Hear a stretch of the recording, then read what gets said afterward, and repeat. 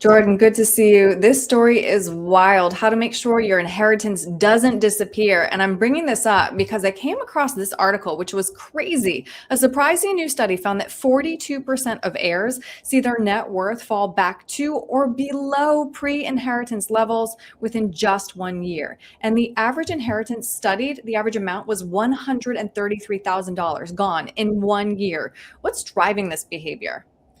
I think people just they get emotional. They get Yeah. inheritance. They quickly spend it. They don't have a plan, and poof, within a year, it's gone. Yeah, and I'm glad you brought that up because this they found it was even different than another windfall, like winning the lottery. Inheritances are just different when it comes to keeping that wealth. Why do you think that is? I think money is tied to our emotions, and when Yeah. somebody inherits money, maybe they're like, "Oh, mom and dad, or mom wanted me to do this thing, or I wanted to buy this fancy car, or maybe they wanted me to upgrade this house, or that emotional tie. You're grieving, you're going through a tough time, and maybe you're trying to find that quick fix to kind of tie that emotional weakness you have from just losing somebody, and maybe you spend money freely or more freely, and that's where a lot of people get in trouble. Mhm. People buy sometimes these bigger houses and they buy these fancy cars and they get an inheritance real quick, but then quickly they don't realize you got to pay more in property taxes, more in maintenance, more in Yep. car insurance, Right. and that catches up to them real fast.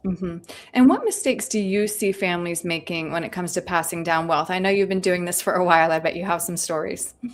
Yeah, I think the biggest mistake is not having open dialogue and having Yeah. a conversation with the kids.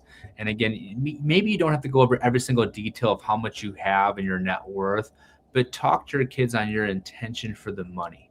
Maybe you have multiple houses, maybe it's a summer lake house, and maybe you have two kids. One kid might love going to that summer lake house. The other kid's like, I just want to get rid of it. Maybe you talk about that ahead of time. So when you design your estate plan, that one child inherits the summer state house, the other child gets more money.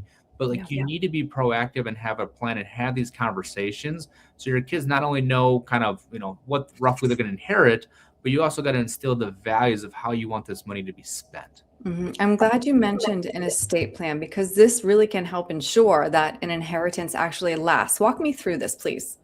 Yeah, we believe every single person have powers of attorney and an estate Yeah. plan. And if you don't have powers of attorney, by the end of this week, you should have that. Give our office a call if you need help with that.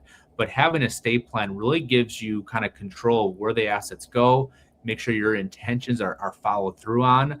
Again, I'm not saying you have to do this, but for a lot of clients, they kind of put in that trust or their legal documents what this money can be used for. Maybe they can't get it lump sum. Maybe you protect that even after death, that, hey, this is over a period of years or for specific reasons that they can take money out of that trust. We have some clients that say, hey, if our child doesn't earn money, they get nothing out of that trust. They need to earn, say, 100,000, then they can take 100,000 out of the trust. Mm. But you need to have those legal documents. But besides all the legal documents, I don't believe it's truly what you leave to your kids in a dollar amount.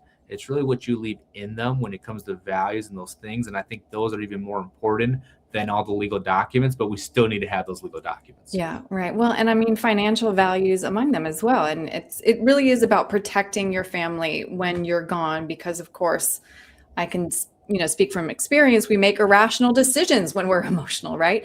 So Jordan, if somebody would like your help setting up this plan, just getting the conversation started, right? Invite two generations into the office. What's the best way to reach you to do that? And the first thing I'll say is if you do just get inheritance and you're looking at this on YouTube or you're looking at this and seeing what to do, our general rule of thumb is let's wait 6 to 12 months for the dust to settle. Yeah. At that time, we can create a plan. We can show you some strategies. We can make sure that we're making wise decisions with this money, but that's just not be so quick to spend that money. Let's have a plan first.